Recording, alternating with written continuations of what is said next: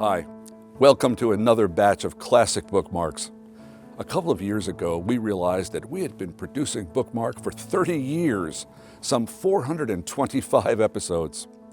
To celebrate, we chose 15 shows to enhance and broadcast. The reception has been terrific. Viewers got a real kick out of seeing or re-seeing the conversations with Toni Morrison, Ray Bradbury, William Styron, Alexander McCall Smith, and many others. So, we have chosen another 15 shows from the archives. Interviews with George Saunders, Margaret Atwood, E.O. Wilson, Walter Mosley, Albert Murray, James Haskins, and 9 others. Of course, we are continuing to produce new shows with new writers and old writer friends. But in the meantime, we hope you enjoy watching these classics as much as we enjoyed making them.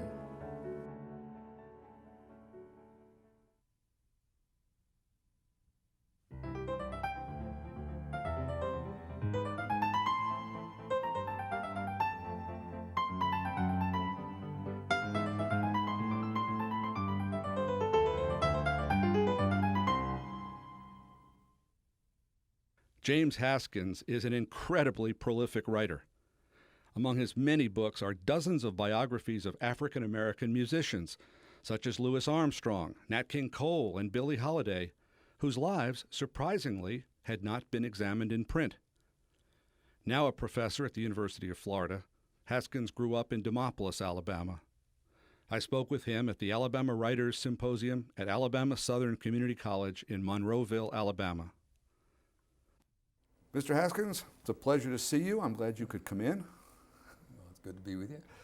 I'm going to tell you something by way of mild confession, which I never would do normally.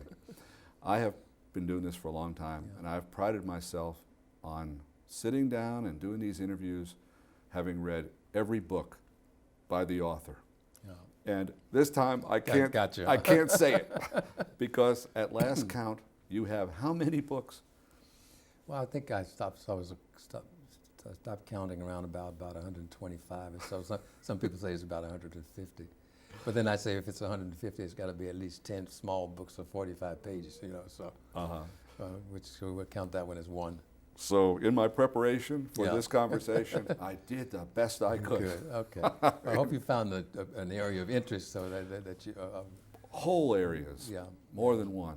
But as an Alabamian, and you were, you may not be as well known, and I've actually heard you say this. You're not as well known in the state as maybe you ought to be, and maybe you'd like to be. No, what will be will be.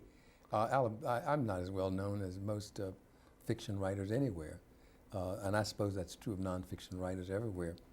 We are sort of less known than anybody who writes a novel or something. But your home place was where?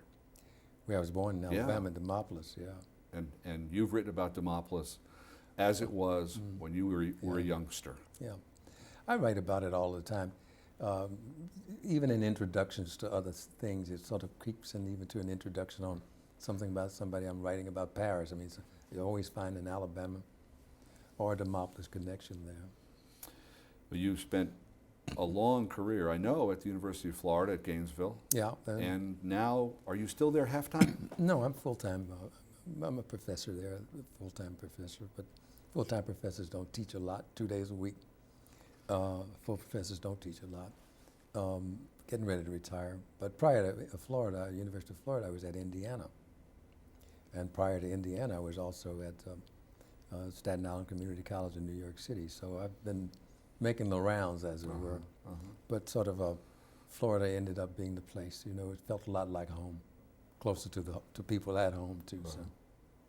But I still commute, back and forth to New York. Are you spending half a year in Gainesville and half a year in New York? No, I don't. It sort of doesn't work that way. It works like every 2 weeks to New York if I'm not going someplace else. Oh. And of course, you have Thanksgiving, Christmas, and then spring break, and by the time it's all over, the year's gone. So, and you go to places in between. But half-time, I would say most of my time is spent in Gainesville, but certainly a substantial amount of my time is spent in New York. Yeah, I I knew that you were going back and forth, but I thought you were going back and forth the easy way, like 4 months in no. Gainesville and then 8 no, months in New York. No, I'm not. No, I've got probably the same schedule a pilot has. Yeah. When your name is mentioned, when people talk about your work, the book that is likely to pop up because of the movie, which is we'll get to that. But it's your book on the history of a nightclub, the Cotton Club in Harlem, and then its later manifestations. Yeah. That may be your best known work. Do you think? No, I don't think so. I think that it depends on which people. I mean, as a general audience, I would think that, that's probably going to be on my tombstone and in the obituary. Because, But my best known work prior to the Cotton Club was my very first book, which is still in print, called Diary of a Harlem Schoolteacher, and it came out in the 60s. So in education circles, they know me for that. In general circles, they know me for the Cotton Club. Right. They've sort of used that. But in music and academic music circles, they know me for other work as well. Yeah. Well, let's take these in chunks. Yeah. I remember having looked at the Cotton Club, the book, and since then I've read it with some care, and it's fun. I like it. Yeah. And then I went and saw the movie. And you were not connected to the screenplay, were you? Oh, no, not at all. And I also insisted on them saying not adopted from the work, so that the credit says suggested by the book, the Cotton Club, because the reality is that there were no white folks playing in the Cotton Club. So I did not want to historically be linked to an era which is obviously going to be stuck in everybody's head as a result of that movie for the rest of their lives. They'll always think that Richard Gere played trumpet in the Cotton Club. Well, that never happened. No, or anyone like Richard Gere. No. There was strictly all black bands and all black acts. But that's what happens when you sell to the movies. You don't expect a documentary, but nevertheless you don't expect such gross bastardization of a historical fact. But that was an odd choice, an odd, say, sequence of events. Your book has no, so to speak, narrative or biographical story in it. It's a history of the club, and who owned it and ran it and played there and went there. That's right. Then they had to make a storyline. Right. Yeah. And it's awful. Some people say, apparently critics felt the same way, but it did earn out. But to me, the irony of the Cotton Club is that the mafia financed and owned the Cotton Club, and almost they financed the film as well. So that was a real irony for me. And when I say the mafia, I mean certainly the Hollywood moguls and the Las Vegas people who were investors in that movie. And the drama surrounding the making of that movie is almost like a movie itself. There were several people killed, I didn't know people were killed, no. Oh yeah, a big drug dealer who obviously had invested in the film was found dead down in Stuart, Florida someplace. What I remember, because I was always a William Kennedy fan, I remember that they hired Kennedy to clean it up. Well, to work on the script. Sure. And they were writing the script in one room and sending the pages onto the set and shooting in the next room. Well, see, that's what happens when you got Mario Puzo, Francis Ford Coppola, and everybody, and Bob Evans and everybody else trying to write a script. And I was surprised they brought Kennedy in too, because he certainly was not known as a script writer. No. Albany novelist. Right. Yeah. Prior to that, the best known thing was Ironwood or Ironweed or something. Ironweed, yes. Yeah. But I suppose he makes a living at doing that now. But. Read the Cotton Club. Yeah. Saw all the names, the Louis Armstrong and the singers, musicians, one after the next. Then looking at your bibliography, what I see is you've written individual books, Cab Calloway, and Bojangles. Bill. That's the whole thing. That's the whole thing with writing the Cotton Club. The Cotton Club really grew out of my writing Scott Joplin, and Scott Joplin grew out of an essay that I had done, and you sort of get hooked. And then after that, you did the Cotton Club, and You say, hey, well, what about this guy, Bojangles? Where? I want to know more about him in the research. Nothing there, so you gotta find him. So I said, why don't I do this? And so I managed to come across a guy who was a Bojangles aficionado, and he had all of this memorabilia and stuff that he collected. So we collaborated on that. And finally, about 4 or 5 years of doing it and trying to find an editor who knew who he was in the first place, which means we had to find someone older. We finally got it done. Well, Robinson was a eventually very famous man in his day. Yeah, but when you're dealing with 30-year-old editors, 40 years after the fact, who never had it in high school, you know, their idea of a tap dancer to them is Sammy Davis Jr. and of course Gregory Hines. I mean, that's what they know, and they, you know, their knowledge of Bojangles is limited to the nitty-gritty dirt band's tune, Mr. Bojangles, you know, which has absolutely nothing at all to do with Bill Bojangles Robinson, you know. But you find these kinds of inconsistencies. So, yeah, so out of that came Bojangles, and out of Bojangles came just a whole history of black music in America, you know. So book after book after book. Yeah, I mean, well, the information is all there. You get after a while, you got a trunk of information that was discarded from one work, and you sort of find, you know, it's kind of like piecework, as it were. Well, it's incremental. I mean, it's a monument that you're building. I mean, this book leads naturally to this book, and what didn't get put in this book is the foundation stone for much the of the next same one. way novelists and people who are doing their autobiographical fiction. I mean, you know, like Maya Angelou's just finished her 6th installment on her life story, and now she has to go to another place because all of those books were basically installments on her life, or about her life. So novelists tend to work like that, and painters, I guess, tend to work in series of something of the sort. So I think once you get hooked on a certain particular theme or thought or an idea or come to some sort of philosophical place in your head about what it is you are about, that's where you stay, and that's what I do. I write about people who are undeservedly obscure, you know, things that are undeservedly obscure, things that people ought to know about, places that people ought to know about, but don't know. So in a sense, you know, I resurrected the life of Nat King Cole. Nobody had ever done a biography of. Is that right? Oh no, I did the first one. See, when you, I I perfectly well believe you. It's just that it seems to me startling that someone who is as big a celebrity as he was, you see, the whole thing is that people did not realize that Nat King Cole was a jazz musician before he was a singer. And so, and you know, he comes right, and of course, with the hook was he's from Montgomery, I mean, Alabama. So, for me, that was a hookup.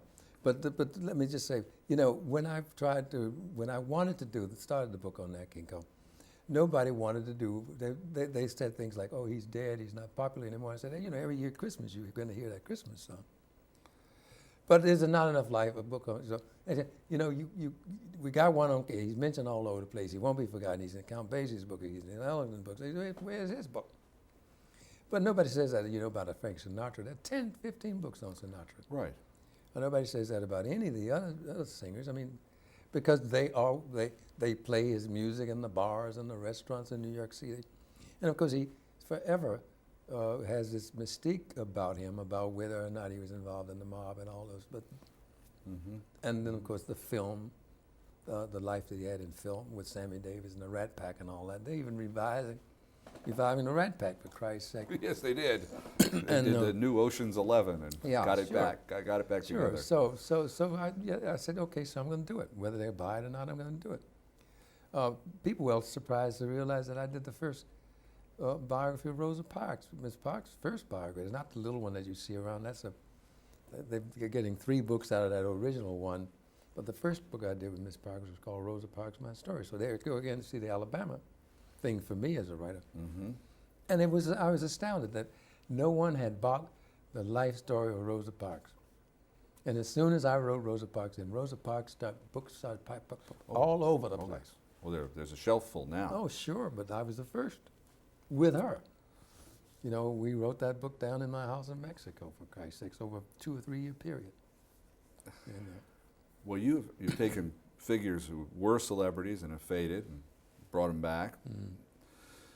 Figures from civil rights movement who, I don't know if celebrity is exactly yeah, I don't the think right faded. word. I just, I don't think that Lena Horne is ever going to go away. She's always going to be part of the American psyche, because there was something historical about that, and our role in singing and in film, and our own stories. They'll go out of print, but they will be forever in people's memory. One hopes that the memory doesn't die, and I think that's about the only thing you can hope for. A book is to inform and create a memory for the person who's reading it, and that person passes that memory on, even though that book is no longer there. I don't think Bessie Smith is going to go away. I don't think Bojangles is going to go away. Scott Joplin certainly is alive and well on everybody's cell phone, So, I mean, the theme, from The Entertainer is always going to be around. That movie's going to be around as long as they play this movie, his music's going to be around, yeah. So yeah, I'm sort of like stuck in that place of making sure that there's a significant body of stuff there that I think that's important to people, young people, the general audience as well. And then there's always that stuff there for myself, the jazz stuff is always alive for me there. I mean, I was talking to a lady this morning and she said, I was down in New Orleans, I saw this exhibit on jazz, in Paris in the 1900s. I said, yeah, I curated that show for the Smithsonian. She said, oh, you were the sights man? I said, yeah. Your name isn't anywhere on it. I said, yes, it is. Right at the door as you walked in. But nobody ever associates with people who do things. When you come to an art exhibit or something, when you walk into the museum to see an exhibit, they have it right there, curated by. Right. Nobody ever reads who the curator is. They're so busy looking at the pictures, and as well they should. But to get the experience of what that artist, what those is saying, or what photographer's saying, or the sculptor's saying. But those are the kinds of things that are obscure to people. Someone ought to write a book really on the history of curatorship, those unforgotten curators of great exhibits, That's the kind of stuff like... compilers and gatherers. Yeah, I sort of probably got into all that stuff unconsciously when I was a kid, reading Ripley's Believe It or Not, which was always a source of information to me, some true and some not true. Believe it or not. Yeah, believe it or not, yeah. Well, you're now a volcano of writing and books. I mean, just who's about to run out of explosives. More and more. But you're writing when, let's return to your childhood. Yeah. That was not, Demopolis, Alabama was not a bookish place particularly, and it was not particularly a bookish place for a black boy growing up there. Yeah. What was it like why do you imagine that particular time and place formed a person who wanted to be a writer? Well, I being an old professor, I sort of look at things in a funny kind of way. I don't think that Alabama is a particularly bookish place, for that matter. Okay. I don't know that one can say any particular part of this state has produced any greater number of writers. They may have produced more famous writers, but I think Alabama has produced a significant body of writers that people don't even know about. I mean, I keep running across them all the time. I get review copies. Born in Alabama, born in Birmingham. I mean, it's kind of like this black girl on the bobsled team. Where does she come from? Where did Condoleezza Rice come from? I mean, all these people come out of here. I recently discovered that Colin Powell's wife, Alma, is from Birmingham. Right. Her daddy was the principal of the high school there for years. I mean, so everybody's got that Alabama experience someplace. And I think that what it is that it's a curiosity that I had as a kid. When you have a curiosity, when you listen to radio, as I did, remember when we were listening to the 1948 Democratic Convention and the Dixiecrats walking out, you go ask your parents, if you're inquisitive, what's a Dixiecrat? The only thing you ever heard about a Republican is a Democrat. What's a Dixiecrat? Well, God love his heart, old Storm Thurman, who's still with us, bless his soul. He's never been not a part of my life. When I was growing up, he was walking out at the convention, and now he's still a senator from South Carolina. That's the kind of stuff I think a kid, what makes a writer, no matter where he's from, I think, is that basic curiosity and that listening. As I talk to writers from Alabama, we all, when we get together, we all talk about what we used to hear the old folks say. Mm-hmm. And very few of us who heard things that my grandmama said, my sisters and brothers, they were generally curious academically, but not in the sense to want to say, I wonder who that is that she's talking about. They just heard the name, and the story satisfied them. Well, the story never really satisfied me. I want to know more about the people in the story. And I think that's what happened to me. And where else to find that except in the library? And I tell you, no, Demopolis was not a reading town. The library was even smaller. I probably had read everything in my public library by the time I was in 5th or 6th grade. I'd probably gone through that elementary school library. And teachers used to bring me books back from their travels and hand them to me because nobody sold books downtown Demopolis. There was no bookstore. But there was a public library, and I always wanted to go in there. Couldn't, if it looked, the library then was down on the public square behind the fire department. It couldn't have been larger than, oh God, it was in the same place with the fire department, so it was an extension of the room or something. But I used to remember going down there and walking through the park and seeing kids go in there and check books out, and I couldn't go in, And I was always amazed that there were books in there that I couldn't get. And I went on one day and told my mother, asked my mother why couldn't I go in there. She said, well, you just can't go in there, sir.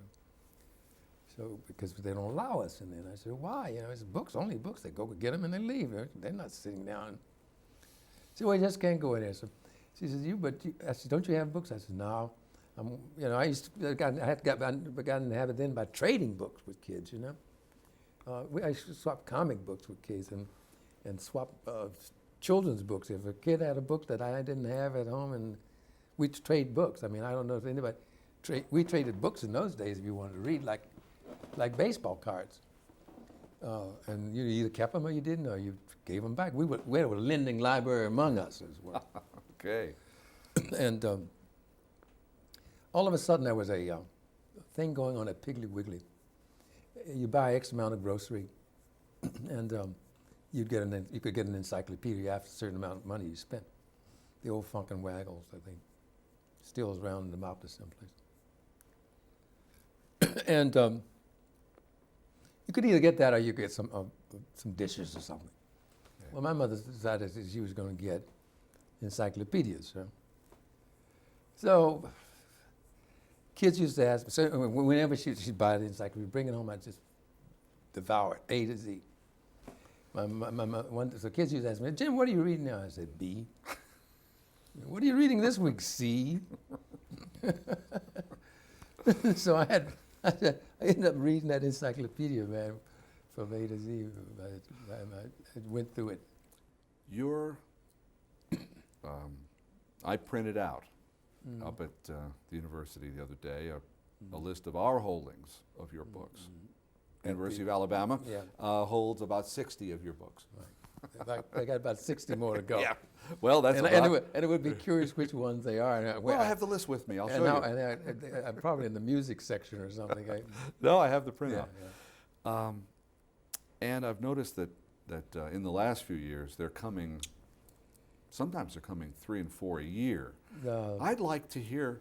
Well, that's because editors leave and die. And those are some books that you see coming out and like that have been done 2 and 3 years ago. And in many cases, editors left one house and went to another and took the writer with them. Right. And of course, the process gets started all over again. What are your work habits like? The real question is, how do you do it? How do you work? Well, I have a lot of time off, as I said, Thanksgiving holidays. Well, of a day, how do you work? I work at night. I'm a night person, 2, 3 o'clock in the morning, 4, 5. Yeah, and I'm always writing anyway in my head, so I write at lunchtime, I write on airplanes. review books on airplanes. Uh-huh. So you're writing literally every day, Yeah, 7 days a week in some well, fashion. no, whenever it comes, but I'm up. Uh-huh. You know, I never lose the rhythm of when I do it at night, but I don't write every night. Every night it doesn't come. Some nights I just read over the stuff I need to read over, in anticipation of what it is I want to make notes, and so I write longhand anyway, yellow legal pad, so I can't think on a computer. Do you have any kind of help? Do you have assistants? Yeah, I have secretaries? I have an assistant. I pay money to do that. But I have a lot of friends who work in libraries. I have a lot of retired library friends. Oh, good. You know, but again, you know, at some point, the kind of stuff I'm doing, I don't really need. I've got a library myself of about 10,000, 15,000 books. So, right. So I don't. And I mean, I got a library of about 10,000 books in New York and about 5,000 in Gainesville and about 2,000 in my office. So I'm nowhere. Plus, I get review books in all the time and magazines and I'm an inveterate news watcher. So newspaper, I read 4 newspapers a day when I can get it. But you know, reading and writing is a luxury of a leisure class. The problem is I don't understand why a lot of professors who have as much time as they do don't do more than they do. I have often wondered. Yeah, well, I have a problem with that, because there are guys who write 2 books and they get tenure and that's it, and they spend their whole time over at the universities. All the universities I've been to, they spend their whole time over in the office, hiding away from their wife, I suppose. I mean, you know, they don't want to go home. Well, when I finish my classes, I go home. You know, I don't stay over there. And they make it bad for other professors who are never available for students in their office all the time. This has been a pleasure. Thank you Thank for you. It's your time. Good to be on your show.